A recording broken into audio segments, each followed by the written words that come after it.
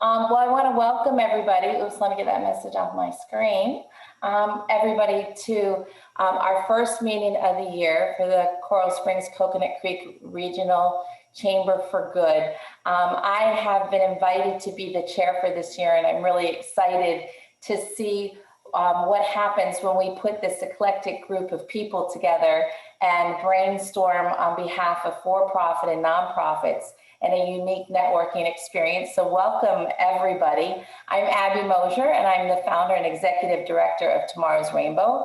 And as we all know, the amazing chamber events that we have would not be possible without the generosity of our sponsors. So I'm here to say a few words on behalf of our champion sponsor is Linda Richardson, and she is the marketing director of Bluestream. Linda? Good morning. Thank you, Abby. I'm excited to be here. For those of you that don't know, we supply internet with speeds up to 1 gig, TV powered by TiVo, and crystal clear phone service to homes and businesses in Coral Springs and West End. We'll actually also be rolling out fiber service to businesses outside of Coral Springs and West End this coming year. Our team is local. We're a part of the neighborhood, which is one of the reasons why we're a part of the chamber. We hire local. Our call center is here. We are open 24/7 on our call center. We hire your neighbors, your friends, your family. We're just a big part of this community. I joined Bluestream about 6 months ago and can honestly say that the team stands behind doing the right thing for the customer. Throughout my career, I've been given the opportunity to be involved with local chambers and the nonprofit sectors. So I was really pleased to see that Bluestream is supporting Chamber for Good. In my opinion, corporations have a social responsibility to help support their local communities and nonprofits within them. I hope that all of you find today's meeting chock full of wonderful insight and thought-provoking ideas. Thanks. Thank you so much, Linda.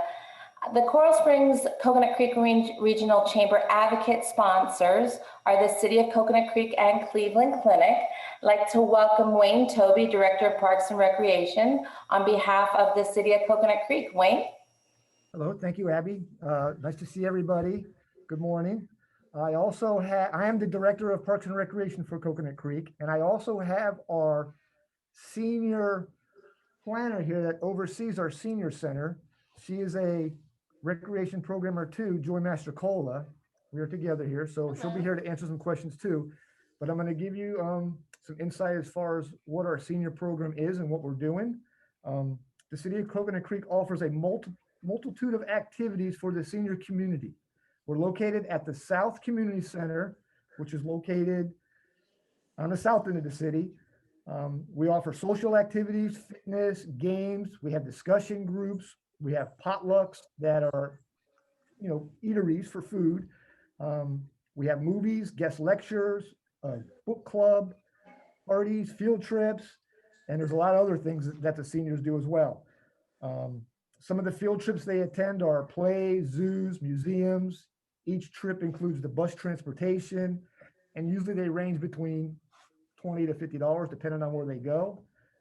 We have over 400 members from around the community that's part of our senior center, open to both Coconut Creek residents and non-residents. The senior center, it encourages to be active. We want the members to meet new members so they can stay social. And to become a member, you have to be at least 50 years of age, and then there is an annual membership fee. The annual membership fee is $20 for Coconut Creek residents and then $30 for non-residents. Currently, the senior center temporarily closed in March due to COVID. However, we are beginning to open back up slowly to offer activities in the morning and in the afternoon, but we're only allowed 10 individuals in the facility at a time, and that includes Joy.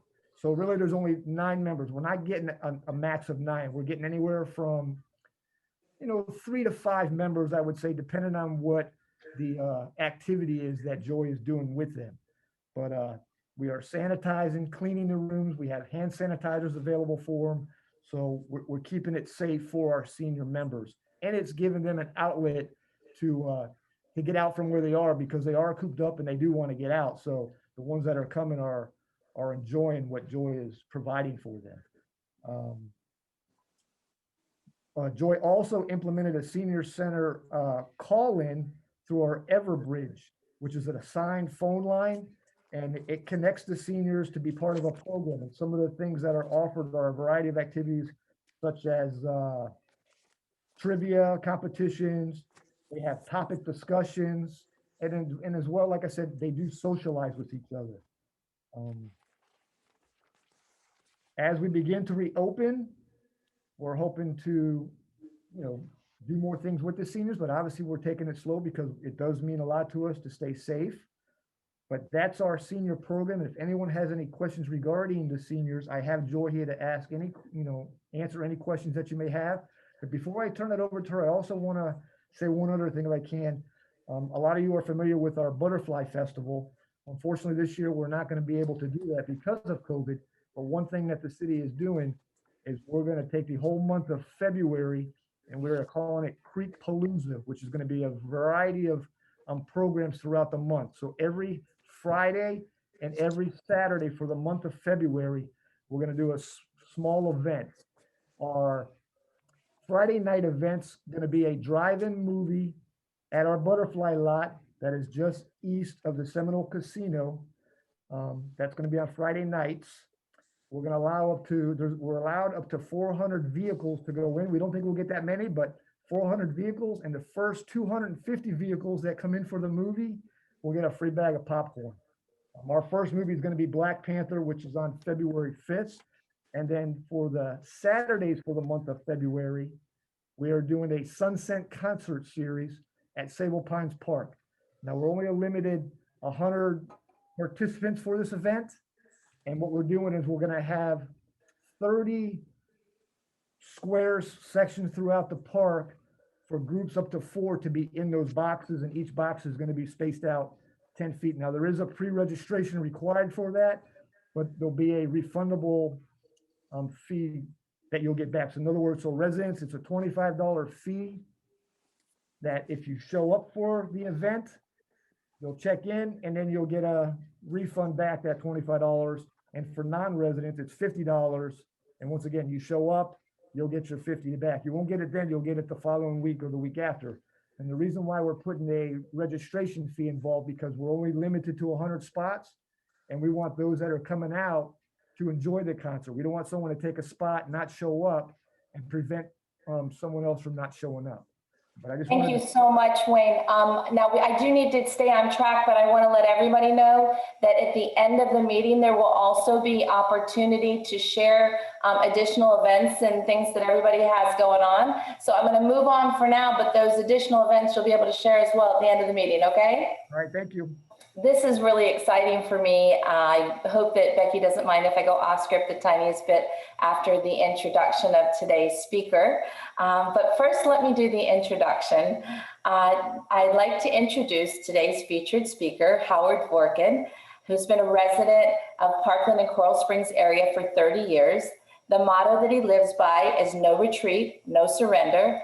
That's how he approaches all his endeavors: entrepreneurship, being a personal finance expert, a 2-time author, a community service champion, and the chairman of Debt.com. And those words that he lives by hit a pinnacle following the tragic mass shooting at Marjory Stoneman Douglas High School. Howard knew that long after the media coverage faded, the wounds would remain, and that recovering from a tragedy like that doesn't happen in mere months, but takes many years. So Howard founded Parkland Cares, whose mission is to raise funding and awareness for nonprofit mental health counseling agencies to provide survivors, their families, and the community at large with critical assistance. To date, Parkland Cares has granted $575,000 to local agencies who have counseled over 1,800 people, which includes 250 hours of crisis intervention, over 1,900 hours of trauma-informed therapy, and 380 hours of case management. Before I turn it over to Howard, I just want to say that when the Parkland tragedy occurred at Tomorrow's Rainbow, I didn't know how we were going to support the families, but I knew that we were going to support the families. And we immediately added groups and added counseling, not knowing how in the world that we were going to pay for it, but just knowing that it was the right thing to do.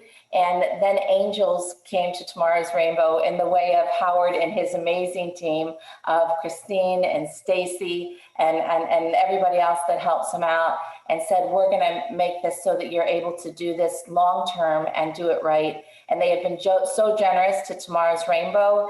And what impressed me about this team was that they're all business, but led by their heart. And you're going to be able to see that in Howard's presentation today. So with that, Howard, I'm so excited to have you as our speaker. Welcome. Thank you very much for having me, Abby, and thank you very much for those kind words. I appreciate it. Apparently, my PR team did a nice job with my bio. I didn't even know half that stuff, but but I do thank you. And before I start, I want to mention certainly we have some great people that work with Parkland Cares, and Parkland Cares is not just me. I'm just a small part of it. Certainly, Christine Fries is an integral part as our operations person. She keeps us sane. Sean Rosenthal is an incredible volunteer and has done amazing things from the start, I might add. And then there is Stacy, and Stacy Udine has been a great supporter and definitely has shined over the last couple of years, growing this event and keeping the name out and continuing to put her heart into it. And, you know, it's very interesting. When Stacy started out, it was more emotional because she was in the middle of all the tragedy, and you know, she didn't know what to do, and she was full of emotion. And I kind of talked her into becoming our executive director, and she has certainly grown and taken that passion and done a great job. As for me, I guess it's kind of a story how we started Parkland Cares. It's leading up to Parkland Cares. The story was very interesting because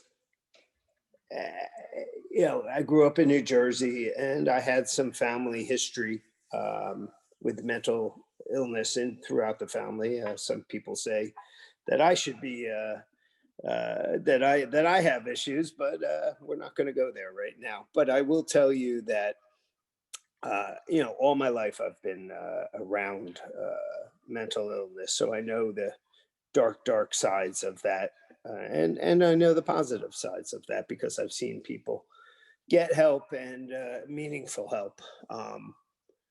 With regards to tragedy, I have also seen personally a lot of tragedy, and definitely it definitely impacted my life originally for the worst, and you know, later on for the better. You know, I was a 13-year-old and my father died at the foot of my bed. Actually, I had a heart attack in my arms, and at that time, you know, my family kind of exploded, and there was no real uh, guidance, and I was left to my own to take care of myself, and I kind of went off the rails for a bunch of years, and you know, it was very difficult, and there was rage, and there was sadness, and there was depression, and there was everything.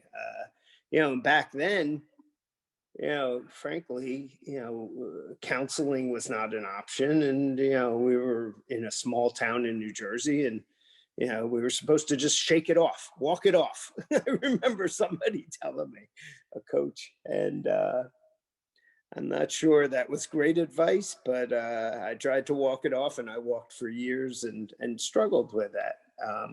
So fast forward, moved to Florida, went to school down here, went to school in Washington, D.C., worked at at an accounting firm, Labenthal and Horvath, moved down here uh, with Arthur Anderson, ran their tax practice in West Palm, or one of the managers, and turned around and was able to develop a specialty in debt restructuring, started a business at my kitchen table called Consolidated Credit, which later became the largest credit counseling agency in the world. From there, we spun off into a bunch of different businesses, Debt.com being one of them. And 29 years later, which we just January 4th, we just celebrated our 29th birthday. We have 700 people employed, 9 operating businesses. We are in operations in the US, multiple states in the US, multiple towns in or cities in Florida.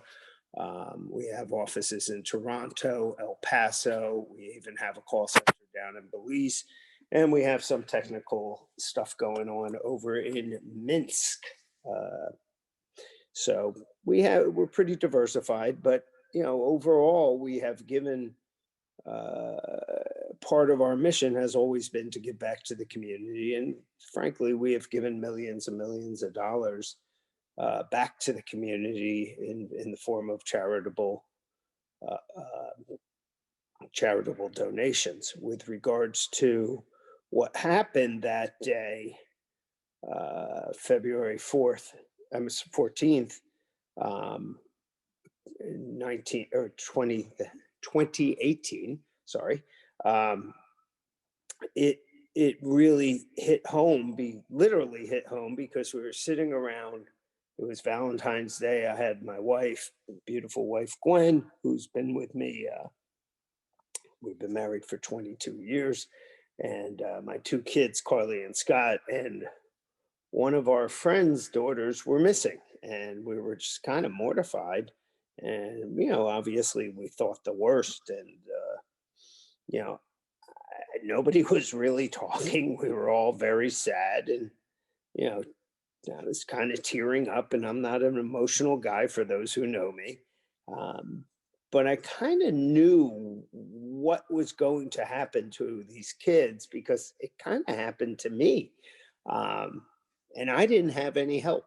I just had to walk it off, so they say. Um, but I knew exactly what was going to happen, and I decided that night to start a charity to help people with this, because I knew that people were going to need some counseling. Um, I also, the next morning, I woke up and I got a call from our friend, and she told me the story of her daughter being in the shooting, and how the daughter was okay, but she was right in the middle of it, and the only thing that saved her was uh, a young man that pulled her on her stomach through the puddles of blood, and she's obviously going to need some help. And so I walked into my PR department, and I sat down with the gal who runs it. I said, guess what we're going to do? She goes, what? I go, we're going to do what turns out to be Parkland Cares. And I got to tell you that Parkland Cares has been probably the most important thing that I've ever done. Some people think that I do it for all sorts of reasons. The fact of the matter is, we do it because we care. We have been able to raise a tremendous amount of money, but we need more money. Abby has been one of the recipients, and we have some great organizations that we have supported, and we will continue to support. But this is not this is certainly not a sprint. It's a marathon, as Stacy says. Actually, I think I said it first, but she took credit for it. But honestly, it is. It's mental health doesn't get solved in couple sessions. It doesn't get solved in literally overnight, and it doesn't get solved over years. It's something that people carry with them. Certainly with COVID and the isolation, people that were possibly having problems, or maybe not even showing problems, have come up with issues. The organizations that we support have brought in technology in order to complete their jobs. So, although they may not be able to see people all the time face to face, they could do it over using technology. But more importantly,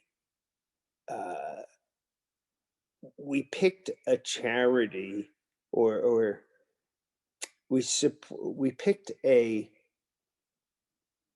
I would say a disease that nobody wants to talk about. And the stigma with mental health in this nation, and actually in this world, nobody wants to talk about it.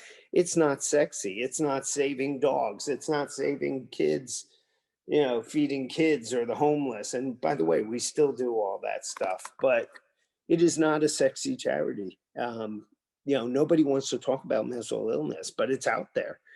I was on the board of Henderson Mental Health for at least a decade, and that's a great organization that has been able to service 20 to 25,000 people on a continuous basis, on an annual basis. And I can tell you that, although we can't deliver services, Parkland Cares is the funding source. We know a lot of people, and we're able to use those connections to raise a tremendous amount of money. But at the end of the day, I think it's like my personality. I like to help the underdog. I like to do what's harder. It's easy to, and I'm not going to say it's easy, but it's easy to, if you have a great charity. I mean, nobody can say no to a charity that feeds homeless children, or for example. You just can't say no. But frankly, this is a very difficult thing. The challenge that Parkland Cares is seeing now is people think that this is over, that the tragedy happened a few years ago and we shouldn't even be talking about it anymore. Just, push it under the mat. And that's not the case with this mental illness. And there are a lot. In fact, at one point we had waiting lists for our therapists to see people. We solved that problem by issuing more money, to be frank with you, to those, to get them more help. So we hired another, and we supported another therapist. But I will tell you that, we are just beginning. Obviously these kids, the people that got shot up in that school, some have graduated, some graduated immediately after that, some graduate or going into their senior year, or are in their senior year. The freshmen are actually in their senior year, and they're gonna have struggles. Life is hard, very hard, and we all know that. Everybody on this call knows that. The challenge is how do you handle when things get tough? To be subjected to that, whatever part, whether you were in the middle of the shooting, whether you were on the outside of the building, whether your kid was inside the building, there's some damage, and there's damaged people. And sometimes mental illness typically doesn't show up in kids until later on in life. Males experience mental illness between 18 and 22. Excuse me. And women start to show signs of mental illness in their early 30s. It is a challenging thing because you never know when it's going to hit, and certainly this COVID issue came about, and with the isolation, we have seen an uptick in people needing help, and we have come to the rescue of a lot of groups and a lot of people. Frankly, Stacy gets calls all the time. Stacy and Christine, not to be confused with her very tall husband, Chris, get calls all the time. And frankly, it's, heartbreaking. And, as some of you may know, we have lost, not we, as a community has lost a few of the children that were involved in there. But I will tell you that Parkland Cares is well funded, well operated, and still a necessary, needed organization that hopefully will be able to fund for many, many years to come. That's my story. Thank you, Howard. I was trying to unmute, and it's amazing what you have created. Being a founder of a nonprofit who 15 years down the road still feels like she's grassroots. I would love for you to share with everyone how you took your tremendous success in business and hit the ground running with the tremendously successful nonprofit. What were some of those business strategies that you were able to take from the for-profit world and integrate immediately into a nonprofit so that it could hit the ground running? A very deep contact list, to be very candid with you. To organize, literally, the ball got rolling less than 24 hours after we started. We have a gentleman, Don Silvestri, who is president of Debt.com, who used to be a NFL, used to play for the NFL, very tall. He's tall too. But he is a very well-connected guy and really jumped on board. And essentially, we were able to take some of the things that we were doing anyway for other nonprofits in town and apply them to our own nonprofit. And what I mean by that is our organization some of our companies are involved in internet marketing. So marketing is what we do. We have a PR team. We have a content team that writes articles. We have professional writers. We have 20 of them on staff, I think, maybe even more. We have graphics people. We have, website was spun up within 25 hours, 24 hours. And we got behind this, and all of a sudden we were out there.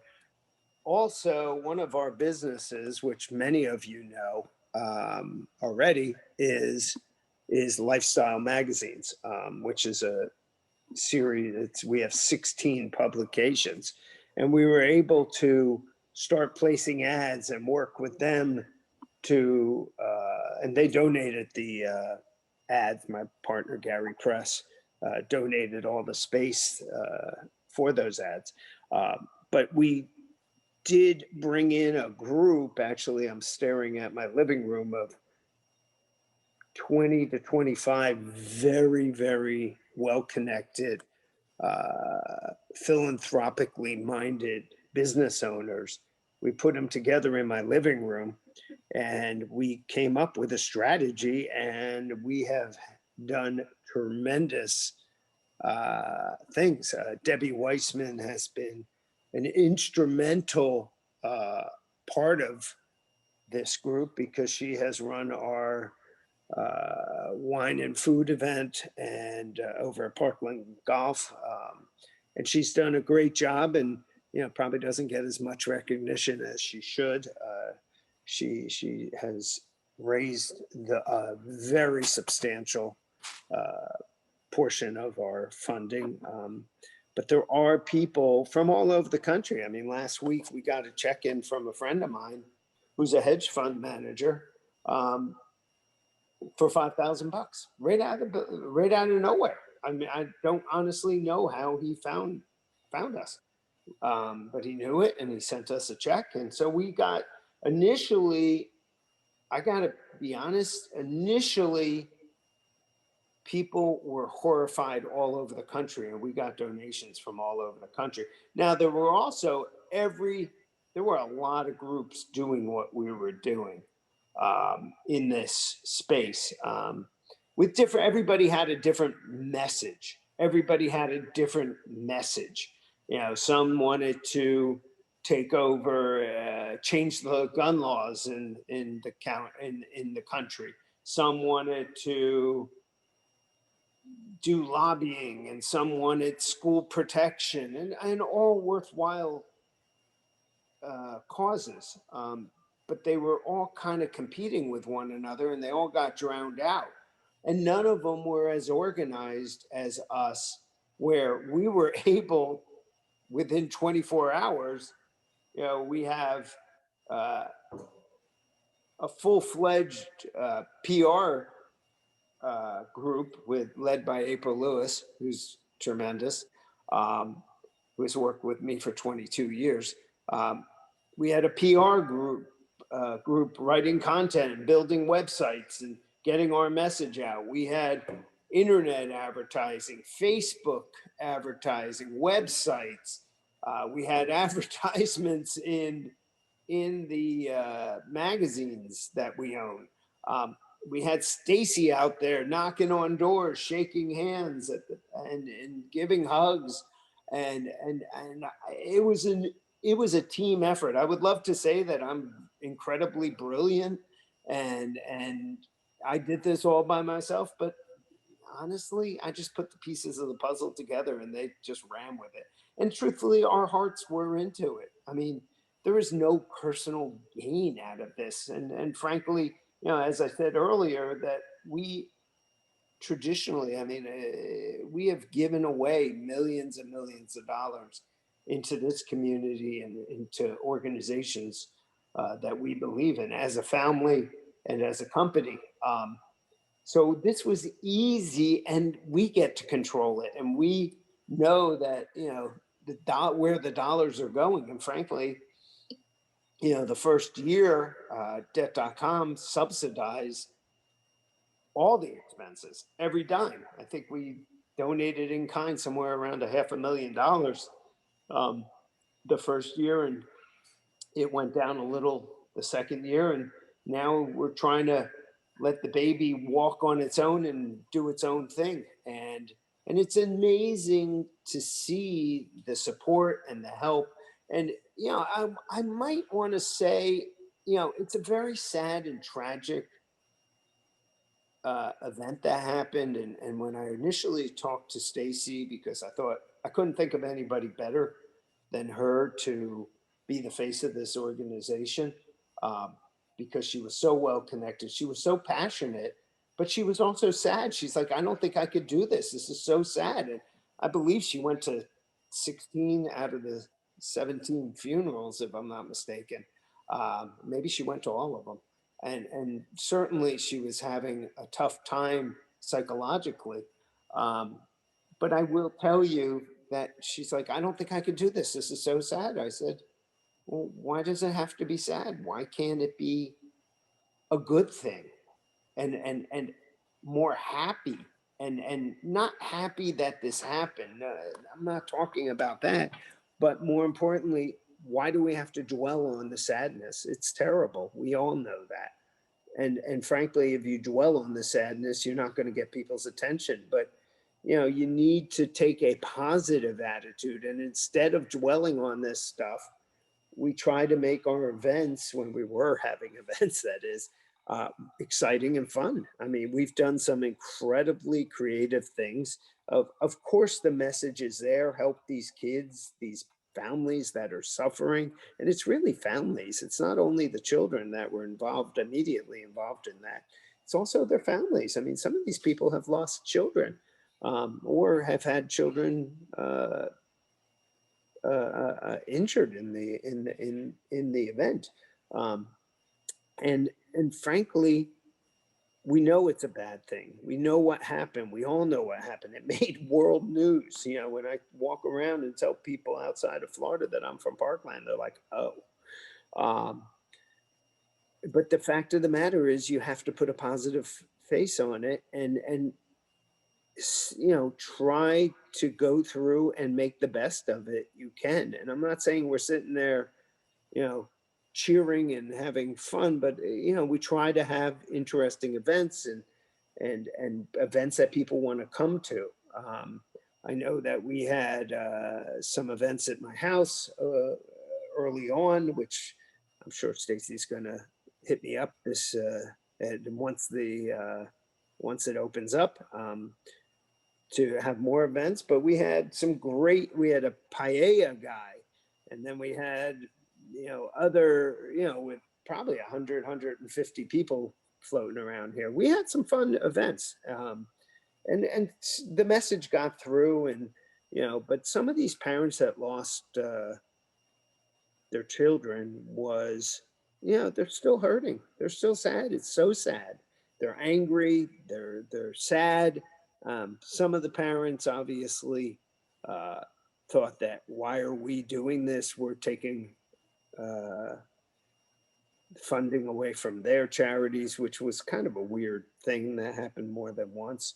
But the fact of the matter is, a lot of those organizations that tried to get some momentum, they weren't organized well enough, um, and they kind of faltered, and their messages got drowned out by the noise because everybody was competing. And the fact of the matter is, we knew that initially, I think we were competing with 15 different organizations, and you know, my attitude was, yeah, there's a lot, but in a year, there's going to be half as many, and then a year after that, there's going to be half as many, and Parkland Cares is here, will be here for the future, and not to say raising money is a competitive event, it isn't, but it certainly, we have no dog in the fight. You know, the board of directors and the group didn't have kids in that school at the time. Nobody was injured. And in fact, my kids didn't even go to that school. I've been a resident of Parkland for 30 years, actually 31 years or 2 years now. Um, and and we and my kids went to a different school. And now my wife has a business in Parkland, Pine Hollow Farms, which is the horse farm off of Holmberg Road. And a lot of the kids at Spelman Douglas went to her barn over the years, and we get a lot of kids there now. And frankly, we even opened up our barn if the kids wanted to see uh, the the horses or play with the horses. We had some horse therapy going on, not physical, but just mental. And then even my daughter was involved in some march to the school and brought one of the mini ponies and to the school, and I think that made a big hit there. But overall, uh, it's all heart. It's all heart. We want to do the right thing, and there's so many groups to support, and all the causes are good, all of them. And it's nice to see that we're having an impact and changing people's lives. And you know, our group, we have hotlines, 24-hour day suicide hotlines. The phones are being manned. We are talking to people.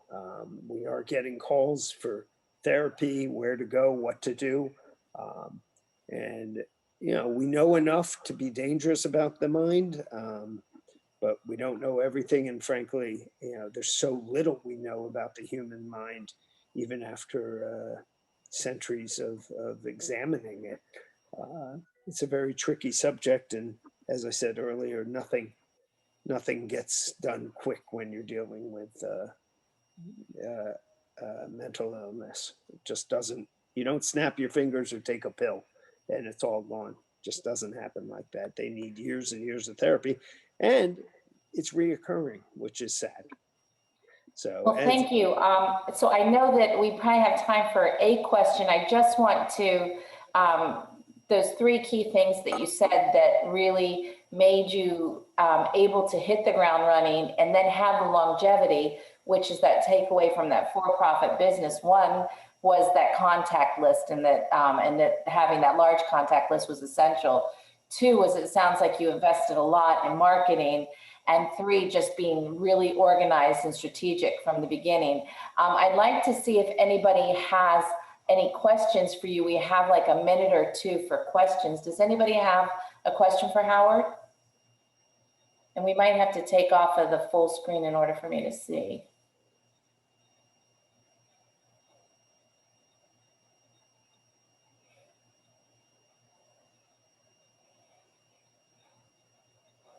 Okay. All righty. Well, Howard, I want to thank you so much for presenting today, for sharing your story.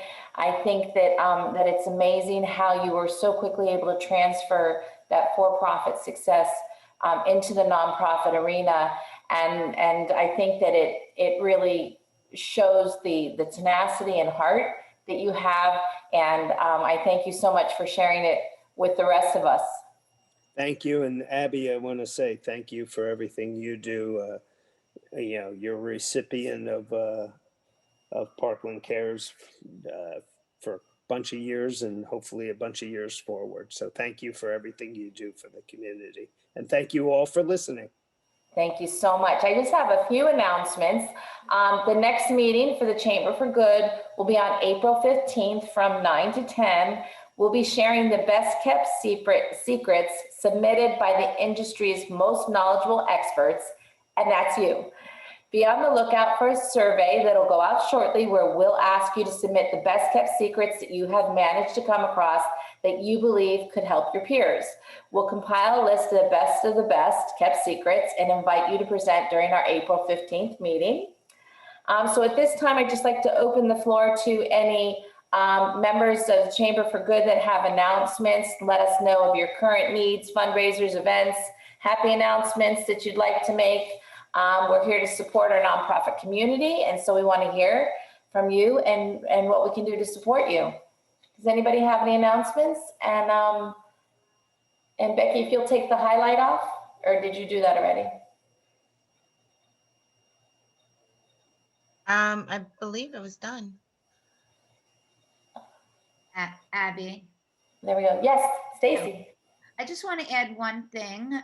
So Parkland Cares is a non-political organization. So that's one reason why we are able to really be sustainable. The other organizations are political. So a lot of people donate to Parkland Cares because of that, because we're just laser focused on mental health. So that's a important piece of the puzzle that we are all about.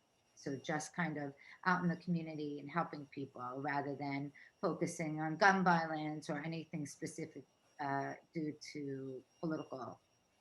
Yeah, that's an important takeaway also, to be laser focused and to stay neutral so that you're able to have cast a wider net. So definitely, thank you so much, Stacy, for sharing that. And then just, anyone, I just wanted to put it out there that we definitely need more money to continue to help these amazing organizations, including yours, Tomorrow's Rainbow. So I put my contact in the chat. Anybody who wants to reach out to me, feel free. You can email me, call me. I am accessible to answer questions about the organization anytime. So yeah, we need the dollars to sustain our Parkland Cares. Thank So you. it. Thank you. Thank you for everything. Does anybody else have anything coming up? Any announcements? Did anybody connect a for-profit, non-for-profit? Just had a question for Howard. A lot of the smaller nonprofits on here, may not have the connections that you had. What advice could you give them so that they could kind of be able to do what you did if they don't have those connections? That's a great question. You have to put yourself out there, join the groups. You have to have support for those people.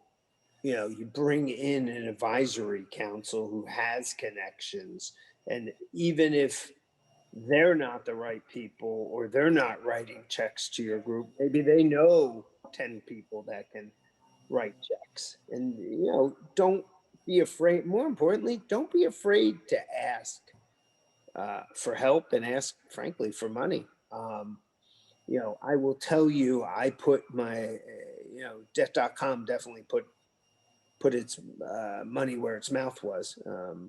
We were the first to donate, and we continue to donate through this day. But it is difficult to start up a group and get help.